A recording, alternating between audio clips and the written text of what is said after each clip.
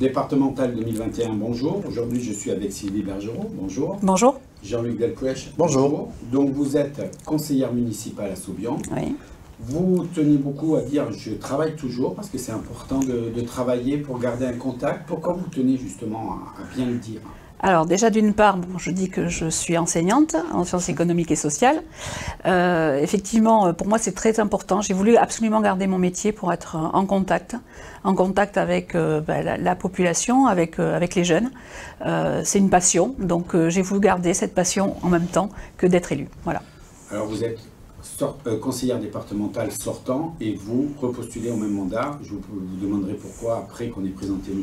Jean-Luc Delpech. Alors on vous a déjà eu sur le tableau pour les municipales, sur notre plateau plutôt, pour les municipales, et vous avez été élu maire de la Benne, donc vous êtes maire de la Benne, vous êtes conseiller communautaire à Max, et vous étiez, le mandat d'avant, vous étiez vice-président, mais vous avez choisi de ne pas repostuler à vice-président parce que c'est une manière de ne pas cumuler les mandats. Oui, j'estime que 2 mandats exécutifs, ça suffit, parce que c'est déjà compliqué un mandat, 2 ça suffit, locaux. Hein.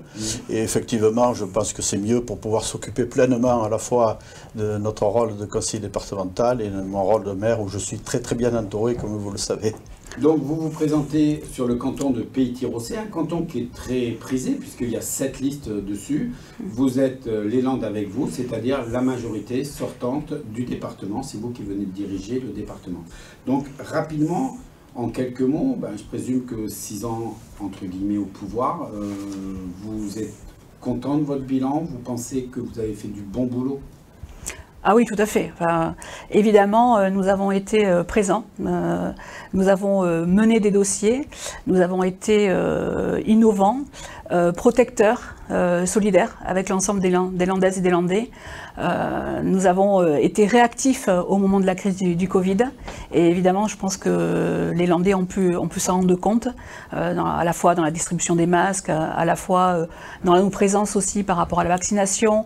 On est aussi très mobilisés lorsqu'il y a des crises dans l'agriculture, crise aviaire, quand il y a des inondations, quand il y a eu aussi le gel récemment pour les vignes d'Armagnac. Donc vraiment, on est présent et on est très réactif, et c'est en cela justement que on peut dire qu'on a été vraiment dans une approche en fait d'efficacité. Et vous me disiez aussi que vous avez été dans une approche d'efficacité, comme vous venez de dire, mais aussi vous avez cherché l'équilibre de tous les cantons. Ça n'a pas été chacun tire dans son coin pour favoriser son canton, même si vous l'avez défendu, mais vous vouliez aussi qu'il y ait un équilibre et que le bilan de cette majorité, c'est un équilibre entre tous les cantons.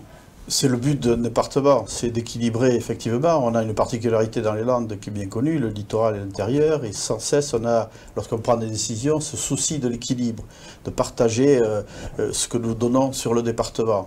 Et moi, ce qui m'a frappé dans ce mandat, c'est la cohésion de cette majorité départementale. C'était un vrai bonheur de travailler ensemble avec toutes les forces de gauche, et on a pu, sur tout le mandat et dans tout le département, chercher des solutions pour tout le monde. On est absolument pas sectaire, contrairement à ce que j'ai pu entendre, et au contraire, ce sont les Landais et les Landaises qui nous intéressent essentiellement. Et ça, c'est un vrai bonheur de travailler pour ce département. Et justement, les Landais et les Landaises, comme vous dites, c'est ce qui nous intéresse. Donc vous avez, pendant 6 ans, monté beaucoup de partenariats. Expliquez-moi en quoi c'est important de monter des partenariats avec des institutions, avec des associations. Quel est l'intérêt de tout ça? Sylvie en parlera peut-être après de la participation citoyenne, mais les partenariats, ils sont dans de nombreux domaines. L'environnement, l'économie, lorsque on a l'économie en responsabilité, et partout sur le territoire on crée des partenariats, soit institutionnels, soit avec les habitants, soit avec des organismes, en sylviculture aussi. C'est l'essentiel de notre action sur ce département.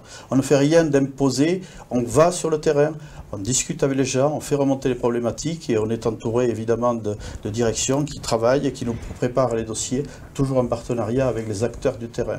Et c'est ce qu'il faut retenir de notre gestion de la majorité départementale. Alors, On va poser la question parce qu'une des grandes choses qui est apparue dans ces 6 ans, justement, vous le disiez, dans cette volonté d'incorporer tout le monde sur le terrain, c'est ces budgets participatifs. On a eu la première version il n'y a pas longtemps. En 2019, oui. 2019, alors c'est vrai qu'avec 2020, ça a été... Oui, 2020, ça a été un petit peu compliqué par rapport au Covid, oui. Mais 2021, c'est reparti, oui, parce que ça a été une vraie réussite.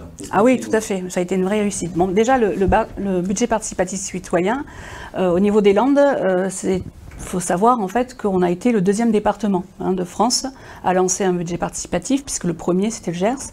On s'est inspiré effectivement du travail fait par nos collègues du Gers, et on a pu se rendre compte de l'adhésion réelle que ont manifesté en fait l'ensemble des Landaises et des Landais lors de cette première édition, puisqu'il y a eu près de 1000 projets déposés.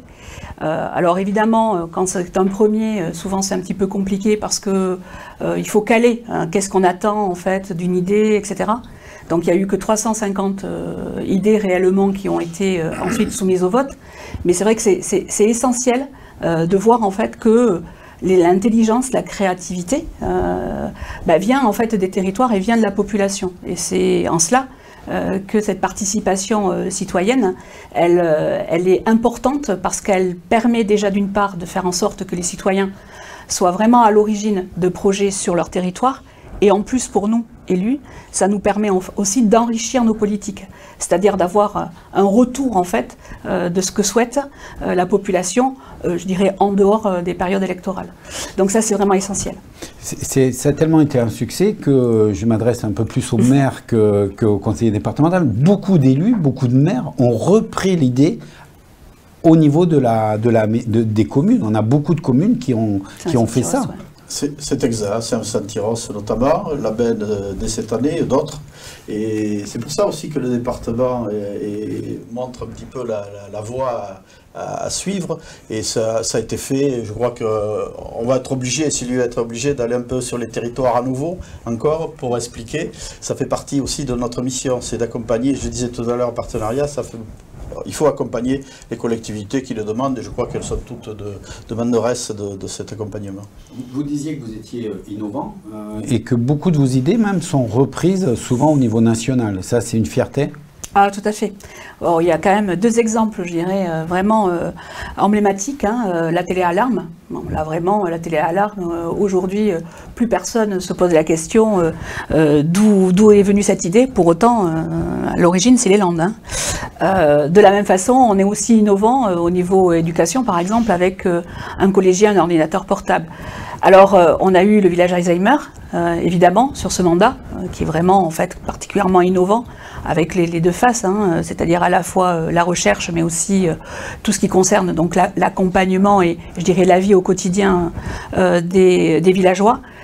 Mais aujourd'hui, dans notre programme, d'autres structures et d'autres innovations apparaissent. C'est-à-dire, d'une part, ce qui est important aussi, c'est de donner la possibilité aux jeunes de 15 à 25 ans d'avoir une structure, jeunes porteurs du spectre autistique, de pouvoir avoir une structure où ils pourront s'épanouir, avoir en fait un accompagnement leur permettant effectivement d'avoir une vie telle que tout le monde puisse l'avoir. De la même façon aussi, une structure d'accueil pour les femmes qui sont victimes de violences, les femmes et les enfants. Ça, c'est un projet qui est particulièrement important et qui sera aussi novateur. D'autant plus qu'on l'a vu pendant la pandémie, ça a été vraiment des chiffres qui sont ressortis. Tout à fait. En fait, on s'est rendu compte effectivement que durant cette période, il y a eu en fait une forte progression en fait des violences sur les femmes et sur les violences intrafamiliales, on va dire, plus généralement, parce qu'à la fois les femmes, mais aussi les enfants. Et donc effectivement, c'est une situation que l'on doit prendre en compte, tout à fait.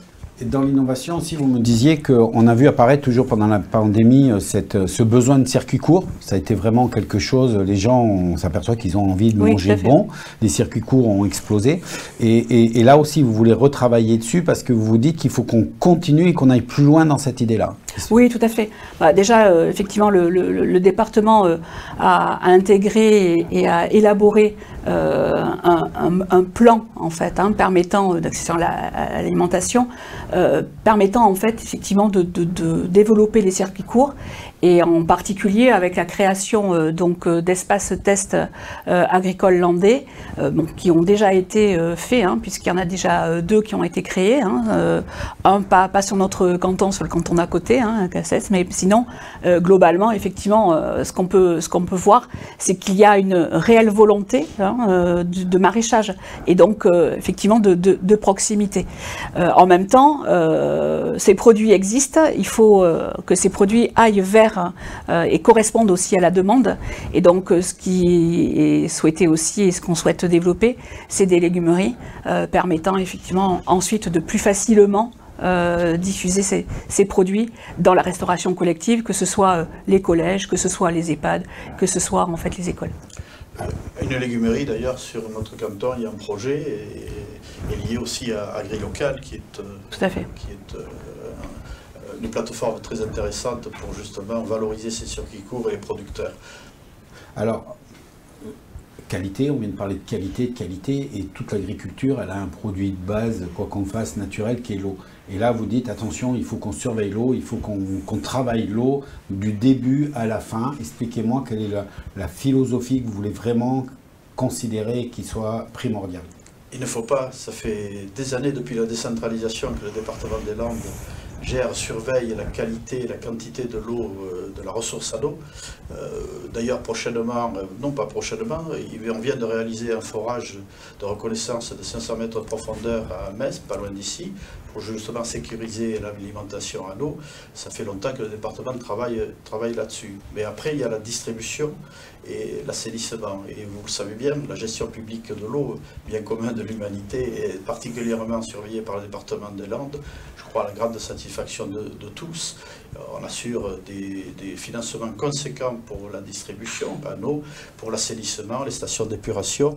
Et c'est un suivi aussi qualitatif qui est mis en œuvre par le département des Landes, par des surveillances à la fois de l'eau potable, mais aussi des rivières. Ça ne se fait pas assez. Et c'est sur l'ensemble des rivières, avec les syndicats des rivières plus particulièrement, et un appui financier et technique de l'agence de l'eau, que nous sommes présents sur tout le département. Et ça a une autre conséquence aussi, c'est que ça permet de travailler sur la biodiversité, parce que plus l'eau est qualitative, plus les lieux sont protégés, plus la biodiversité va prendre toute son expression. La biodiversité, les espaces naturels sensibles, c'est l'ADN de notre département et de l'action du département avec les sites naturels. Nous avons 86 sites labellisés.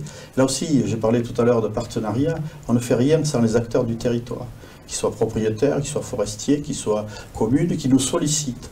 Et nos naturalistes, parce que nous avons des équipes performantes et de qualité sur les agents du département, vont sur site et ensuite, ayant retenu les idées, bâtissent un scénario, mais sans jamais l'imposer. Nous dirigeons en régie directe 17 sites, mais les autres sont gérés par des partenaires. Quels qu'ils soient, nous sommes ouverts à tout et nous sommes surtout très prévenants par rapport à cette biodiversité essentielle. On a fondé un tome nature 61 espèces qui sont protégées, qui sont vérifiées par nos agents du département. Si je peux ajouter aussi, il y a un autre élément aussi qui est important, c'est que toutes ces actions en fait au niveau environnemental sont associées aussi à des animations permettant d'intégrer les citoyens. Et ça c'est important, à la fois des ateliers pour les adultes mais aussi pour les enfants. Et il y a une très grande force, je dirais, dans l'éducation à l'environnement que le département mène, à la fois avec la direction de la jeunesse et de l'environnement. Elle me rappelle toujours le volet éducatif. Toujours. Voilà, on voit que son métier lui tient à cœur autant que sa fonction d'élu. C'est pour ça qu'on est complémentaires. C'est très complémentaire. Justement, alors on va essayer de lui donner un peu la main parce que vous avez une commune qui est à la jonction et qui représente bien votre canton. D'un côté, vous avez Cabreton qui est toute la partie littorale avec toute la problématique du littoral, et de l'autre côté, la Benne, Orx qui est tout le côté rural. Trouver un équilibre, vous me disiez, nous il faut qu'on trouve tous ces équilibres-là au niveau du canton, au niveau du département, et ça vous y faites énormément attention. Que Orx soit rural, je veux bien, mais que la Benne soit rurale, pas tout à fait. il y a une partie littorale et une partie Vous avez rurale. les deux, on est bien d'accord. J'ai dit que vous étiez à la jonction. Un petit clin d'œil à mon ami maire d'Orx. Oui, vous avez raison, l'érosion côtière, le JP Littoral travaille depuis plusieurs années sur des stratégies régionales et des stratégies locales. La région nous aide beaucoup et on ne fait rien là aussi sans qu'il y ait un comité avec les services de l'État, bien entendu, les services de l'État, tous les intervenants du littoral, et on travaille sur ces stratégies, on les met en place, on les vérifie, et tous les 5-6 ans, il y a une remise en cause de ces stratégies. L'érosion côtière, nous participons, nous sommes le seul département de Nouvelle-Aquitaine à participer financièrement à hauteur de 10% sur les études qui sont réalisées. Et puis il y a aussi les plans plages, ou les aménagements durables des stations, mais les plans plages qui sont accompagnés, alors c'est une survivance de l'ancienne MIACA, mais qui ont été réactivés par le département et les communes littorales. Et là, il y a une quasi-unanimité sur les actions menées par le département, d'autant qu'on finance à 15% les travaux qui sont éligibles dans le cadre de ces plans plages. Et on va rebondir avec justement le littoral, donc le rural, et au milieu de tout ça, il faut se loger, et on arrive sur le problème du logement saisonnier, du logement, des prix qui montent, parce qu'on est une région très attractive. Alors c'est bien, le littoral, il est beau, ça fait venir les gens, les prix flambent, donc le logement, c'est vraiment un problème majeur du département. Ah oui, tout à fait. Donc le logement, effectivement, c'est la priorité et c'est un enjeu. C'est véritablement un enjeu. Donc concernant le logement, effectivement, on a donc un opérateur départemental, c'est XL Habitat, qui lui poursuit en fait un travail de fond sur la construction de nouveaux logements, mais aussi de réhabilitation au niveau des logements, parce que c'est aussi important, parce que avoir des logements qui sont des passoires énergétiques, c'est pas non plus une solution, parce que ça grève aussi le budget des personnes qui sont dans ces logements, donc c'est vraiment essentiel.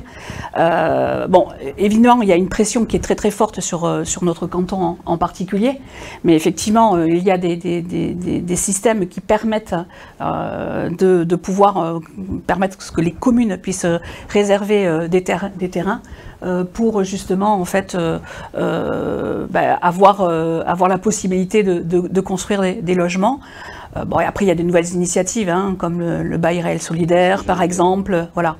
Qui vient aider à... Et un rôle important et après, de l'EPFL aussi. Voilà, c'est-à-dire que c'est le département qui aide et qui accompagne des gens qui veulent accéder à la propriété, qui veulent louer et qui ne sont pas dans des situations toujours les plus favorables. Et puis le logement, ça concerne aussi, Sylviane a parlé tout à l'heure, les personnes... Si j'allais venir justement, non, vous avez anticipé, mais ça montre bien que c'est un sujet important, que aussi ça permet d'étudier de nouveaux systèmes, parce qu'on s'est rendu compte aussi pendant la pandémie, quand il a fallu isoler dans les EHPAD, que des solutions d'accompagnement, on a découvert une nouvelle profession qui s'appelle les aidants.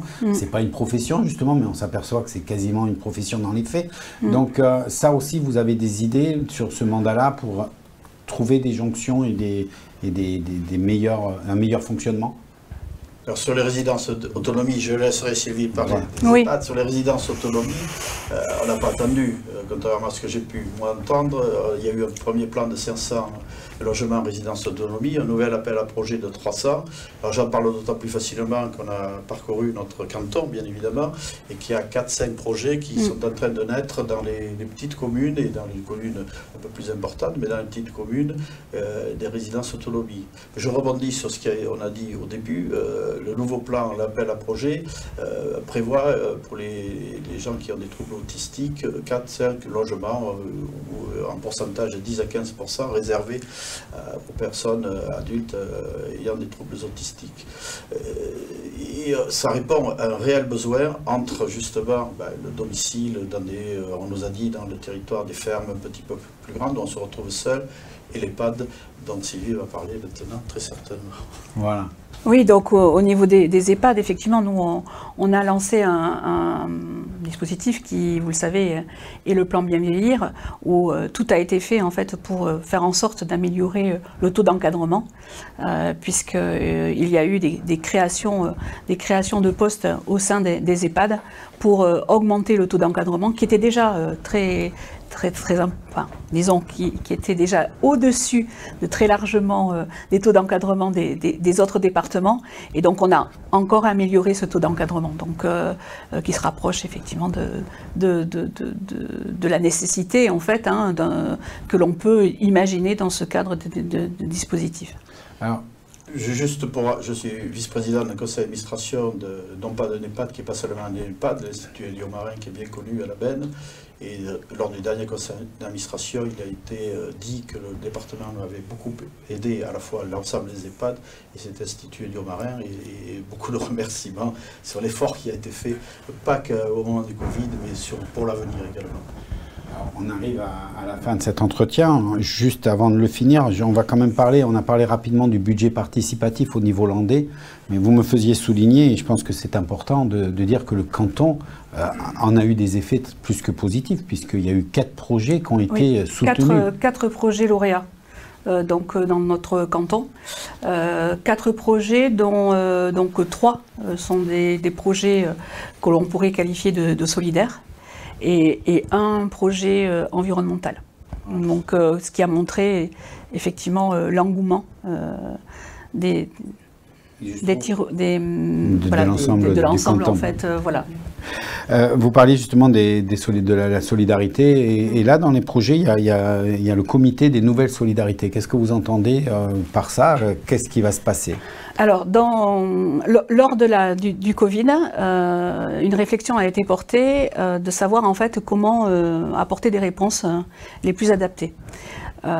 Pour connaître ces réponses les plus adaptées, tout simplement et naturellement, on s'est rapproché de tous les acteurs du terrain.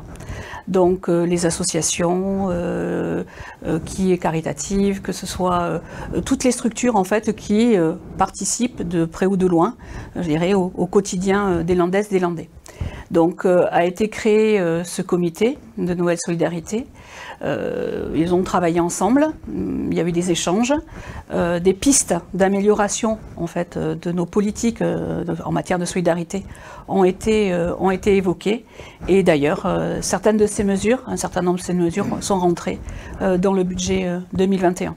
Et ce comité Nouvelle Solidarité se poursuit et donc travaillera très régulièrement pour en fait nourrir nos politiques départementales.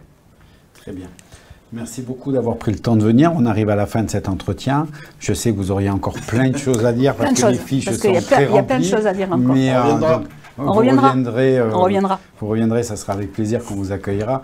Je vous remercie d'avoir pris le temps dans cette campagne de passer sur notre plateau, et je vais vous poser la même question là, que je pose systématiquement à tous les candidats. On le disait en début d'entretien, sur votre canton du Pays Tirossais, il y a 7 listes, donc ça veut dire qu'il y a un choix assez important. Pourquoi au moment le 20 juin, et on rappelle, le 20 juin, il faut aller voter. Ça, par contre, ça se discute même pas, il faut aller voter. Pourquoi le 20 juin, il faut que je prenne votre liste plutôt qu'une des 6 autres listes? Alors, déjà, nous sommes tous les 4, parce que c'est important, nous sommes tous les 2 ici présents, mais nous avons aussi Louis Galdos et Stéphanie Morano-Garay, qui sont avec nous, qui sont nos remplaçants. Nous sommes tous les 4 des élus de terrain. Nous vivons dans notre canton, et c'est important puisqu'en fait nous connaissons véritablement ce canton et l'ensemble des acteurs qui se situent sur ce canton. Donc déjà ça c'est le premier élément, et c'est important je pense. Nous avons démontré, à la fois Jean-Luc et moi, que nous étions des élus de terrain très présents, avec beaucoup d'échanges avec les maires, disponibles vis-à-vis des citoyens, c'est-à-dire en fait vraiment très ouverts avec la possibilité d'échanger. Je pense qu'on l'a prouvé. Au niveau de la politique départementale, on se rend compte que effectivement, on a un bilan déjà très positif, mais aussi on a un programme. Et ce programme, tout le monde peut le connaître. Ah elle m'a laissé un peu de place. Oui, effectivement, j'allais dire, on est les nouveaux élus au département, ce qui est vrai. On vient de finir un mandat, on a acquis une expérience très intéressante. Il faut faire preuve d'humilité en la matière. Moi, j'ai appris des choses et je veux continuer à aller sur le terrain entre le littoral et la Dour, d'un côté ou de l'autre, et on prend beaucoup de plaisir à aller rencontrer les maires, parce qu'on on fait tout ça tous les ans, évidemment, régulièrement et récemment, et d'ailleurs on a le soutien des 11 maires du canton, et dernièrement on est allé voir des agriculteurs, un pêcheur, etc. Et quand on va plutôt vers la Dour, on est aussi heureux que d'aller sur le littoral. Merci beaucoup. À très vite. Bonne continuation de campagne. Le 20 juin, Merci. il faut aller voter. Je vous souhaite une bonne fin de journée. À bientôt. Au revoir.